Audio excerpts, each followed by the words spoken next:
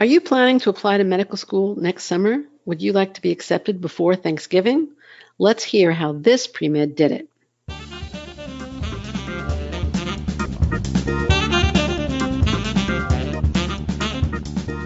Hello and welcome. Thanks for joining me for this, the 288th episode of Admissions Straight Talk, the podcast dedicated to graduate admissions and helping you approach the application process thoughtfully and successfully. I'm Linda Abraham, the founder of Accepted and the host of this podcast. My mission and passion is to help you get to that delightful instant when you can jump up and down shouting, "Yes, I'm in," and not only in, but in at the best program for you.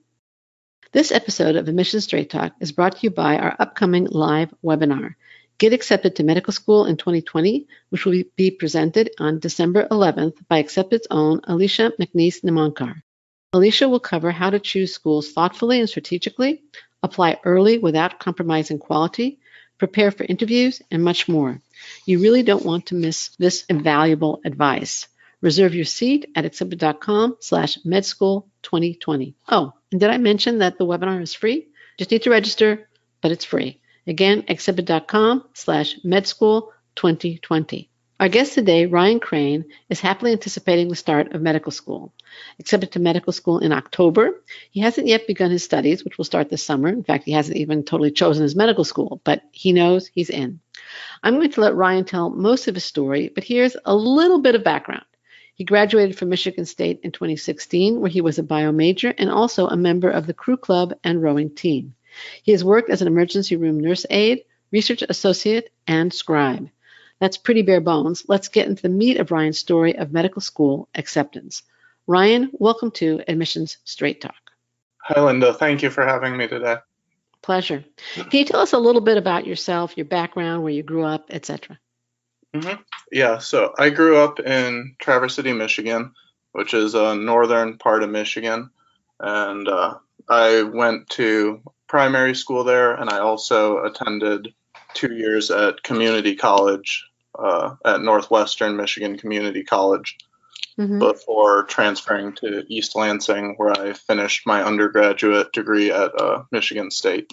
Okay. How did you decide to pursue a career in medicine?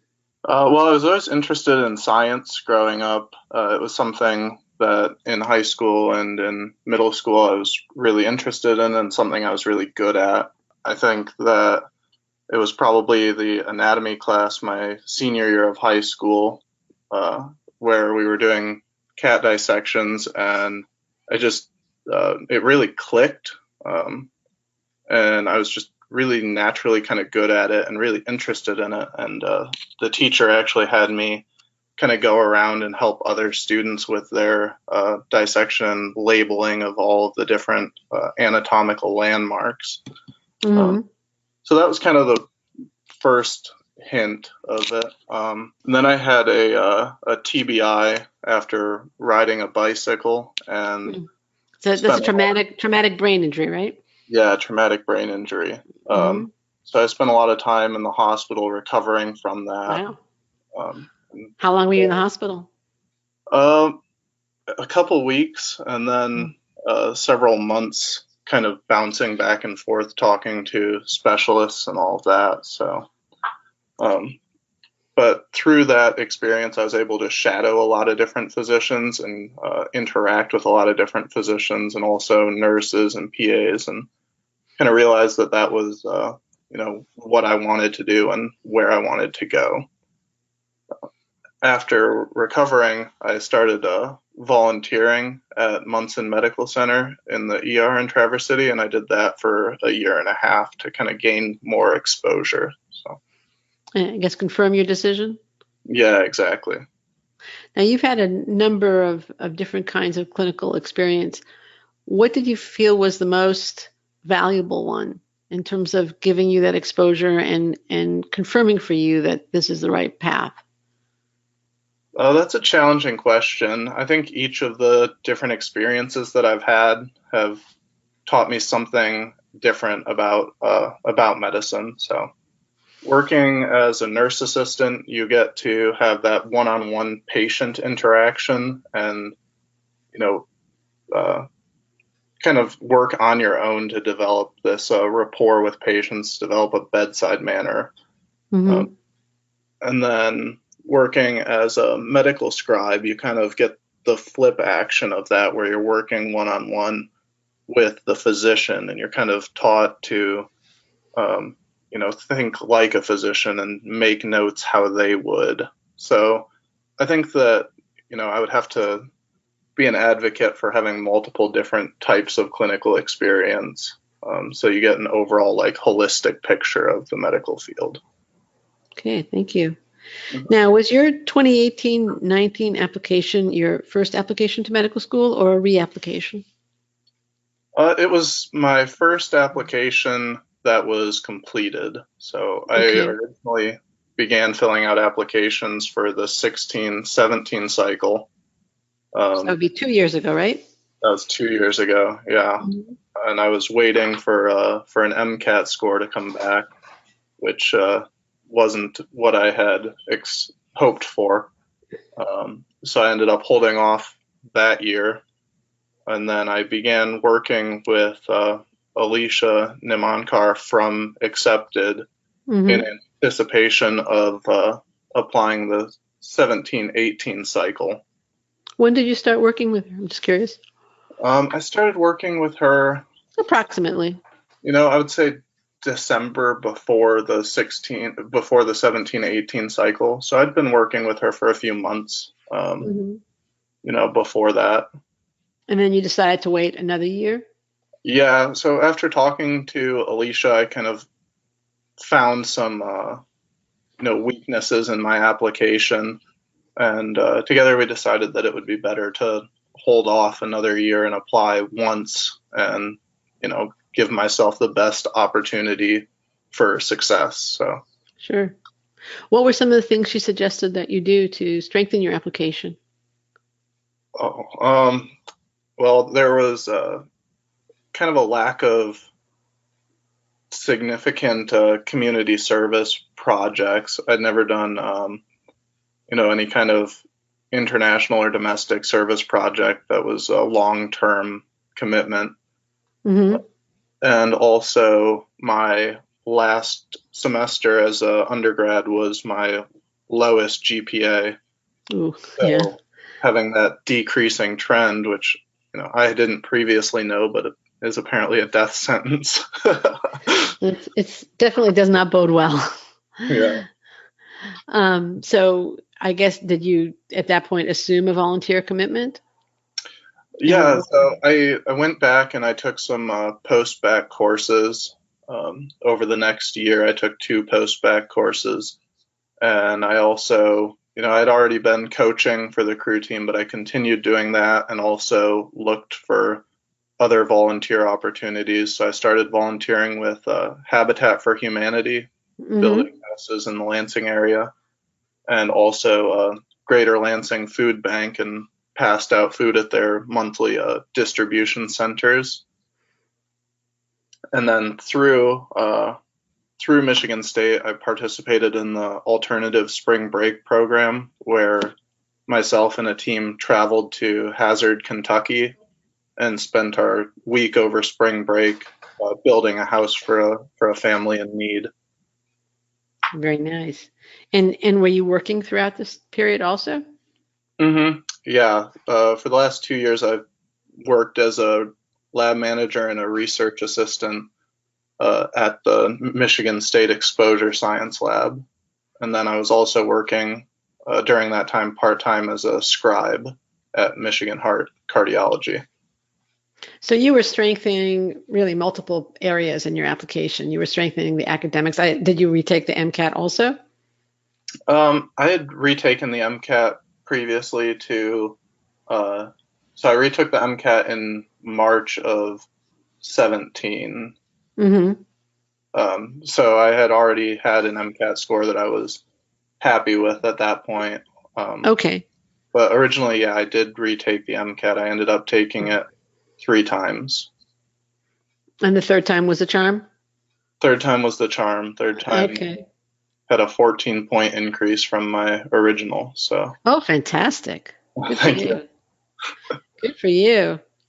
I had, this is actually a family friend's son, and he was applying for MBA, and he is applying for MBA. And he called me again as a close family friend, and said he got, he told me his case, it was a GRE score. And I said, he told me he gave me his profile, the information. I said, you got to get that score up. He said, okay, I'm working with a tutor and, blah, blah, blah. And then my husband and I were leaving on a trip. I'm at the airport and I get a call from this fellow. And we were in the line. I didn't mind talking to him at all. And he says, this is my score. It went up a little bit, but the quant's still too low. Do you think I should retake? I said, yep, I think you should retake. I said, if it's third time around, it doesn't work, it doesn't work. And you just apply with these scores, you adjust your school choices, but give it a go. And so he very happily emailed me that the third time he got the score he wanted, and he's now in the midst of applying. And I think he's going to do just fine. But sometimes it's just that third time's a charm. Yeah, that's fantastic. I was also, I took it twice without doing tutoring.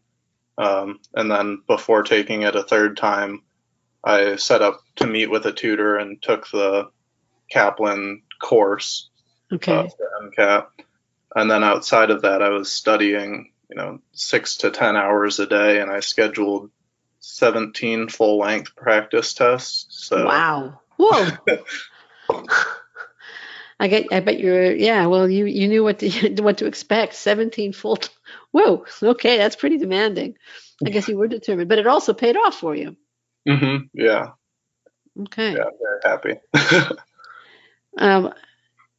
So again, just thinking back on what you did to strengthen your application before applying successfully for the first time, you worked on your grades by taking post-bac courses, and I assume you got good grades in those courses, probably A's, right? Yep. Okay, you raised your GMAT. You got involved in a consistent community service project. You were clinically involved. You were involved in research. So you were really strengthening multiple areas of your application. Now, in terms of the application process itself, I mean, the MCAT obviously was a challenge and a hurdle, just based on what you did to overcome it. What did you find in the application process itself to be most challenging? So a couple of things about the application process were challenging. One of them was just I knew it was going to happen after talking to, friends and other people that have applied, but you don't really understand what it's like to be hit with 21 secondaries the same day until it happens. Yeah. That's a tough one. How did you handle it? So it was something that Alicia and I had previously discussed, and I owe a lot of my acceptances to Alicia and working with her. She was absolutely fantastic. I'm not going to argue. I created an Excel spreadsheet before I got any of my secondaries, and that included, the school, the date it came in, my goal turnaround date, and then the actual due date, along with any, notes about the school, anything like that. So I was able to, when a secondary came in, jot it down as this one was, came in on this day.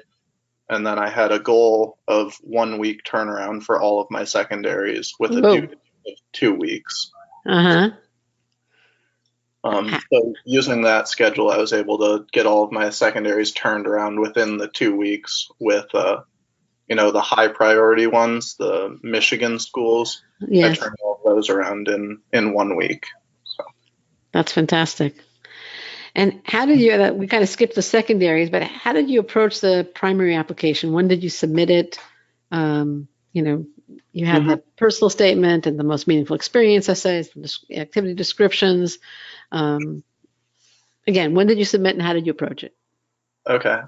So again, I started working with Alicia the year before. So I had kind of already had a lot of my primary completed, although my activity essays changed a lot throughout the next year based on, all of the activities that I was completing to strengthen my resume. But so I started working with her in December, of 2017 again, like full time. Mm-hmm. And It was a year ago.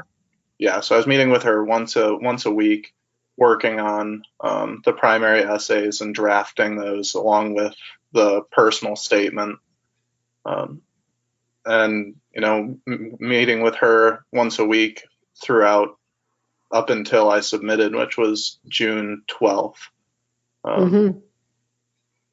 So she was able to take a lot of the stress of writing the primary away from me and help me get it and all that. So Well, that's great.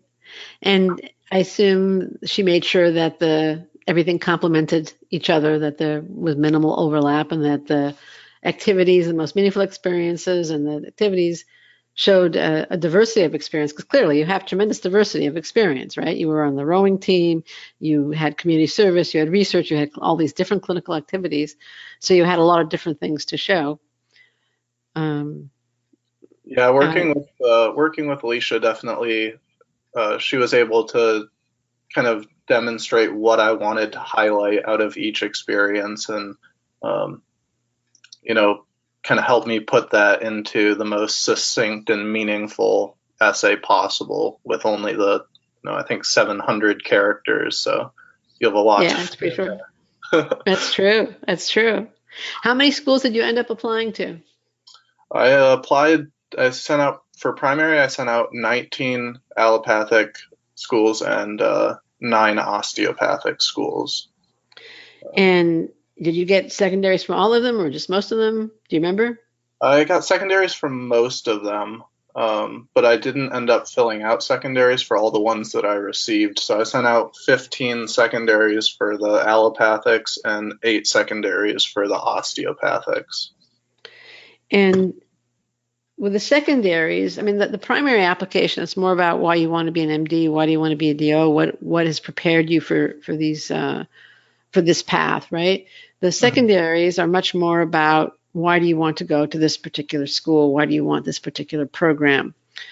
How did you pre-write any secondaries between when you submitted the primary and started getting secondaries? You mentioned obviously you had, I think you said 21 in one day that arrived, which must have been really a little freaky. Yeah, so that's a great question. And I'd say most of my schools I had pre-drafted secondaries. There's all sorts of sites, websites available that have prior year's secondaries for each program. Right. And a lot of schools don't change from year to year, and that was something that Alicia taught me. So I think I started, prepping secondaries before I'd even submitted my primary. So right. When it came time for all those secondaries to hit me, it was kind of like, oh, okay, I already have this one done. This essay changed, but these two are the same. So it definitely took a lot of the stress out of, all of the secondaries coming in at once and turning them around in a timely manner, having all of those pre-drafted. Had you obviously if you have them pre-drafted, then you had to have done research as to what was important to each school, correct? Mm-hmm. Yeah. So before I wrote each essay, I would go onto the school's website and look at their mission statement and their vision and objectives and see what was important to each school, and then figure out what my experiences, how my experiences tie to that, and what was Perfect. what was the best activity for each essay. Yeah, that's great. And you worked with Alicia on the primary and the secondary and the interviews, right? Mm-hmm. I did. Okay. How many schools did you interview at? So far, I've interviewed at 4 schools, but fingers crossed that there's going to be some more since it's still early in the cycle. That's true. It's still very early, but you are in the lucky position of already having an acceptance in your 2 acceptances, I think, in your hip pocket, right? Mm-hmm. Yes. Yeah, that's great. How did you prepare for your interviews? So before each interview, I would go on to the school's website and see kind of their specific interview format, whether it was a traditional or a student interview or an MMI. Right. And then from there, I was able to tell Alicia okay, this school has 8-minute MMIs and there's going to be 6 of them.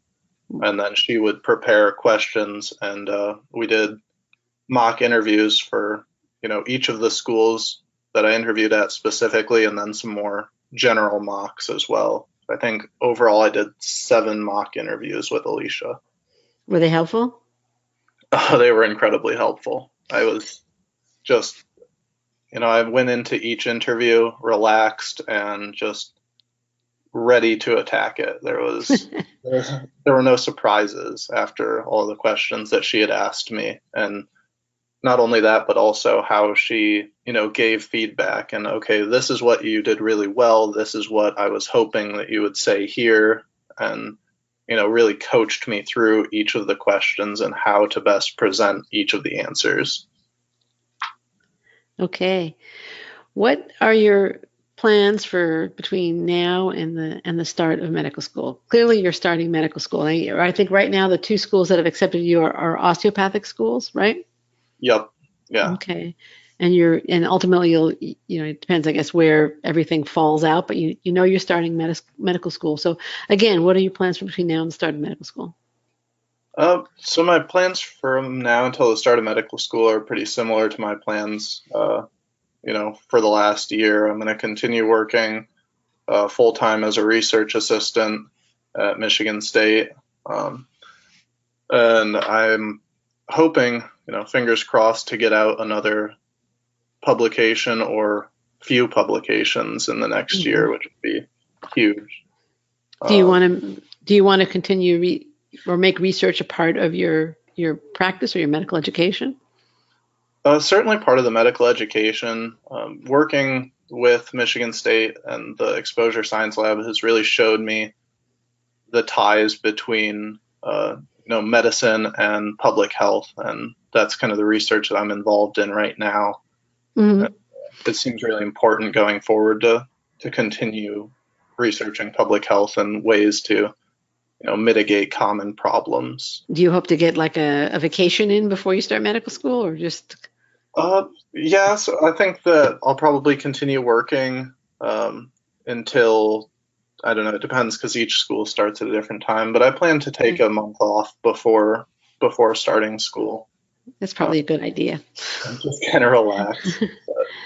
I guess besides working as a research assistant, I'm also a part-time wedding photographer. Really? Mm-hmm. Wow. Yeah, this will be my 3rd season working as a wedding photographer. So. Interested in radiology? Potentially, but I'm not sure because I really like interacting with people too. So I feel like I would miss that aspect of medicine. That's possible. I'm kind of half jokingly asking a neighbor is a radiologist, and he also loves he doesn't do it professionally, he doesn't do it for pay. He loves to photograph weddings. He's a wonderful photographer. Yep. When my daughter got married, one got married in 2003, another in 2008. We had a CD of photos at the time. It wasn't, all online. It was digital, but it wasn't all online. We had a CD before we got up the next morning of the photos that he had taken of the wedding. So, wow, that's incredible. And it was incredible. And he, and he's also by profession, he is a radiologist. So it kind of goes together. In my mind, it goes together. Right, definitely, the detail-oriented aspect of it. Yeah, and the visual aspect of it. Mm-hmm. Yeah. But photography, radiology. Now, you live in northern Michigan, and to my knowledge, correct me if I'm wrong, it's a fairly rural area. Am I correct? Yeah. Where I grew up was definitely a rural location. And, are you interested in rural medicine? Yeah, I've applied to a couple of different programs that were rural medicine specific. I definitely lean more towards rural medicine than urban. But I think as a rural physician, you get to have more opportunity to interact with your patients and also, develop a deeper relationship with them. So. You probably end up knowing many of your patients socially. which is very different from urban medicine. What do you wish I had asked you about your path to date, or how you see your career developing? Well, something that I would have done differently if I could go back Okay. and redo the application cycle. Okay. What would you have done differently? So one of the things was, as I told you, I didn't submit secondaries to each of the schools that I did primaries. Yeah. And that was a combination of, running out of time and also a lack of research into schools. So it was, looking at what letters of recommendation are required or requested, and, the percentage of out of state matriculants. So, like, I Uh-huh. applied to Kansas City, and then when I got their secondary, they sent an email that was like, "Congratulations on getting a secondary, but just so you know, out of our last class, 12 out of state applicants were chosen, half of which had strong ties to Kansas. Do you wish to proceed?" It's like, nope, I don't think so. Yeah, I should mention, and I'll link to it in the show notes, that Accepted has a table basically where we show the medical school acceptance rates for in-state applicants versus out-of-state applicants for, I think, certainly the overwhelming majority of allopathic medical schools and probably many osteopathic medical schools in the United States.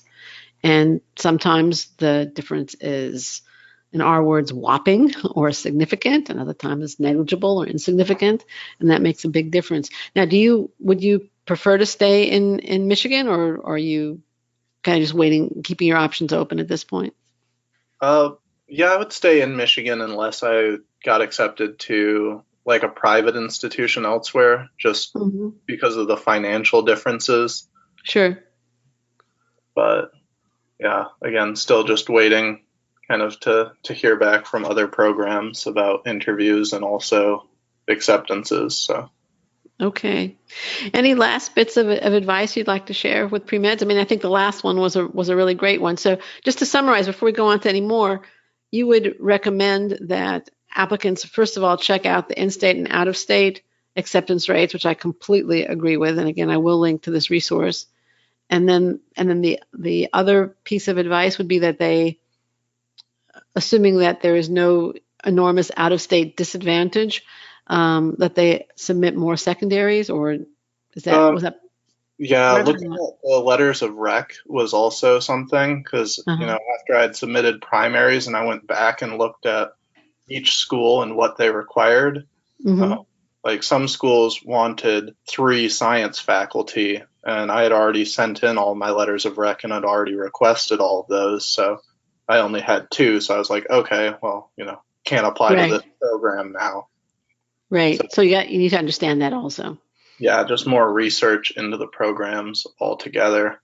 Um, then I guess one other piece of advice would be there's kind of a downtime between the time that you submit your primary and when you start getting hit with secondaries.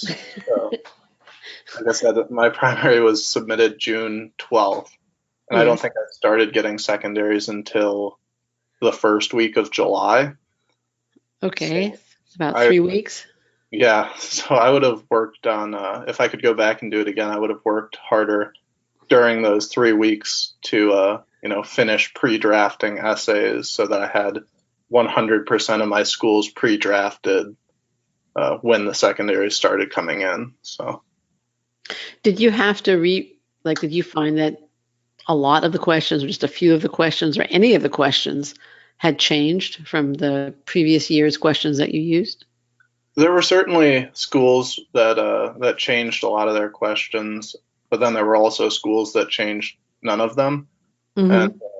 after having so many of the essays pre-drafted, I kind of felt like Dr. Frankenstein, where you just yeah, You just plugged it in. You just took sections of each essay, like, oh yeah, I remember writing about, adversity for this school, and then you would take that and drop it into this essay and, make it all fit. But after you have all those essays pre-drafted, you can kind of splice them together into any new essay that you need to. Right. And you can also at that point adapt it, edit it to more thoughtfully, obviously, which is probably at least a little bit of what you did. It wasn't entirely mix and match, cut and paste. Right. But no, I think that pre-drafting of secondaries, especially that they used to be more and more today are automatically sent out. So they come really fast, and they really do come in a deluge. And I completely agree with Ryan. The more you have pre-written, some you'll not have to change at all or barely, because the questions will be the same. And your life won't change a lot in the 3 weeks between when you submit your primary and the secondaries come. And then the other part is, even for those schools that change the question, it's quite possible that some of your response will be usable on the new question, and or other essays that you wrote, parts of it will be usable, and you'll be able to draw on that. And you'll have a lot of experience already in writing those essays. That's the third advantage you'll have. Anyways, Ryan, I want to thank you very much. We're running out of time. Thanks so much for joining me for this podcast. This is number 288 for Accepted, for Admissions Straight Talk. And I want to thank you for sharing your experience and your perspective. And I'm really happy that your experience with Alicia was as positive as you've related. Thank you so much for having me. It was a pleasure being able to talk to you and to other pre-meds about the application cycle. Thank you. You're most welcome. Now, we're going to link from the show notes at accepted.com/288 to the in-state, out-of-state tuition resource that I mentioned, also to our list of secondary essay questions and the tips for writing those questions, as well as to other related resources. Listener, I want to thank you too for tuning into this, our 288th episode. If you found this show worthwhile, please make sure you don't miss any others. Subscribe through your favorite podcatcher. We have subscribe links in the show notes at accepted.com/288. Final thank you to today's sponsor, Get Accepted to Medical School in 2020, an accepted webinar that will be presented by Alicia McNeese-Namankar, who is the same person that worked with Ryan. Access the insight you need to apply as successfully as Ryan has. Register ASAP at accepted.com/medschool2020. Again, that's accepted.com/medschool2020. This is Admissions Straight Talk, produced by Accepted, and I'm your host, Linda Abraham. I'll talk to you again next week.